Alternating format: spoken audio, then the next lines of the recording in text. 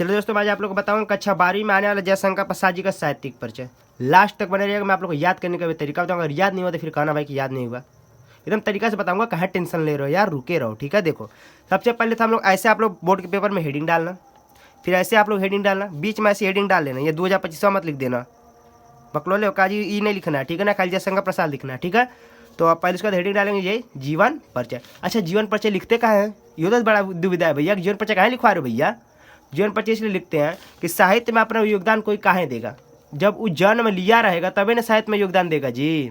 अब वो जन्म नहीं लिया तो साहित्य में योगदान कैसे देगा, इसीलिए पहले उसको हम लोग को जियाना पड़ता है, ठीक है। ठीक, तो उसका साहित्य में अपने क्या करेंगे वो देंगे। ठीक, देखो जीवन परिचय में ज़्यादा कुछ नहीं, बस थोड़ा मोड़ा लिखेंगे। जयशंकर प्रसाद जी का जन्म 1889 ईस्वी में हुआ था काशी में, ठीक है। इनके माता का नाम मुन्नी देवी तथा पिता का नाम देवी प्रसाद था, ठीक है। इनकी मृत्यु 1937 ईस्वी में हो गई थी। कोई दिक्कत है बोलो, ज़्यादा लिखना, बस थोड़ा सा लिखना है, बहुत ज़्यादा नहीं लिखना, एकदम थोड़ा सा लिखना है, ठीक है। अब देखिए, अब हेडिंग डालेगा साहित्यिक परिचय। अब साहित्यिक परिचय बात है, इसमें बहुत ज़्यादा नहीं, बस थोड़ा मोड़ा खाली लिखना है, ठीक है। साहित्यिक परिचय में क्या है तो देखो, जयशंकर प्रसाद जी छायावादी के प्रवर्तक कवि थे। जयशंकर प्रसाद जी थे जो छायावाद के प्रवर्तक कवि थे, और साथ ही साथ ये लाइन सबके में रहता है भाई, नाटककार, कथाकार, उपन्यासकार, कहानीकार, ठीक है ना। ये लाइन सबके, किसी का भी जीवन परिचय में भाई ठूस दो, कोई दिक्कत नहीं होने वाला है। किसी का भी भाई साहित्यिक परिचय तुम लिखो, उसमें तुम नाटककार उनको बना सकते हो, उनको कथाकार कर क्यों, क्योंकि जितने भी हुए हैं लोग, सब के सब लोग उपन्यास लिखे ही लिखे हैं, कथा लिखे ही लिखे हैं, नाटक किए ही किए हैं, समझ रहे हो ना, निबंध लिखे लिखे हैं। तो सब में तो आप लोग लाइन जोड़ सकते हो, ठीक है ना। जैसे मान लीजिए महादेव वर्मा, महादेव वर्मा लिख सकते हो, क्योंकि महादेव वर्मा बहुत ही अच्छे प्रकार के उपन्यास लिखी थी, ठीक है ना, कहानी लिखी थी, ठीक है, रेखा चित्र, कई सब में ठूस दो भाई, कोई दिक्कत नहीं है, ठीक है। तो साथ ही साथ नाटककार, कथाकार, उपन्यासकार भी थे। जयशंकर प्रसाद जी को इनकी रचना कमायनी के लिए क्या किया गया था, जो मंगला प्रसाद परितोषित, ठीक है ना, मंगला प्रसाद परितोषित से इनको पुरस्कृत भी किया था। जो इनके जो क्या कहता है कमायनी है, ये एक महाकाव्य है। क्या है कमायनी, एक महाकाव्य है। इसके लिए इनको मंगला प्रसाद परितोषित से सम्मानित किया गया था। अब बोलो भैया, ज़्यादा कुछ करना नहीं, बस मेन इंपॉर्टेंट याद रखो ना। अभी याद करने का तरीका बताऊंगा, रुके रहो भाई, बोल दे रहा हूँ, खतरनाक बताऊंगा तरीका भी, याद हो जाएगा, ठीक है ना, कोई दिक्कत नहीं होगा, ठीक। तो इन्होंने साहित्य के क्षेत्र में अपनी महत्वपूर्ण योगदान निभाए थे। ये तो सबके में जोड़ना है, मैं बोला था भाई पहले आप लोग को कि आप रियल लाइन सबके में जोड़ सकते हैं कि नहीं जोड़ सकते हैं।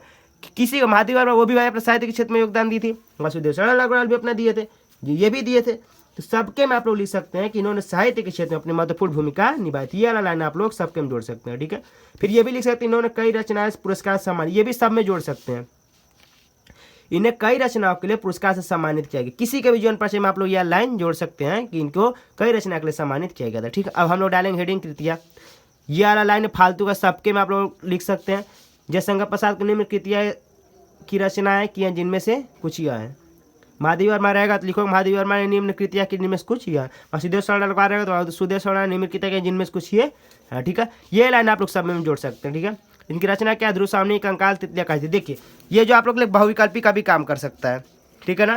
बहुविकल्पी पूछ भी सकता है ध्रुव सामनी के लेखक कौन है, जयशंकर प्रसाद, कंकाल जयशंकर, तितली जयशंकर। अच्छा, ये जो मैं वीडियो बनाया हूँ ना आप लोग के लिए, ठीक है ना, आप लोग के लिए वीडियो बना चुका हूँ, ये सब अगर आप दिमाग से उतारे तो कैसे याद रखोगे ये भी बताया था। देखिए ट्रिक क्या था, ध्रुव सामनी, ध्रुव तारा कहाँ रहता है, ध्रुव तारा आकाश में रहता है। आकाश में कौन रहते हैं, भगवान जी। कौन भगवान जी, तो शंकर भगवान। तो जिससे हम लोग क्या देखा, जयशंकर प्रसाद। ऐसे आकाश दिख के लिए भी एक बताया था मैं, आकाश में कौन रहता है, तो भगवान जी रहते हैं। कौन भगवान, तो शंकर भगवान। जिससे हम लोग याद कर लिए थे, ठीक है ना। ये बस एक तरीका, ट्रिक था, ठीक है ना, समझ रहे हैं ना। ऐसा ऐसा तरीका मैं बताया, आप लोग जाकर चैनल पे वो वीडियो देख सकते हैं, बहुविकल्पी आप लोग का तैयार हो जाएगा, ठीक। अब देखिए इसको याद करने के लिए शॉर्ट एनालिसिस हम लोग बनाएंगे। चलिए देखिए, बस हम लोग कुछ नहीं करना। अगर आप लोग को ये याद है, बस इतनी से यार, इतनी से देखो, इतनी से याद है, खाली इतनी से याद है ना, तो आप लोग का साहित्यिक परिचय तैयार है, ठीक है। देखिए क्या करना है, कुछ करना नहीं है। चलिए देखिए, देखो अब इसको हम लोग बनाएंगे कैसे। देखिए जयशंकर प्रसाद जी के बारे में बात हो रहा है, तो देखिए जयशंकर प्रसाद जी का जन्म सन 1889 ईस्वी में हुआ था।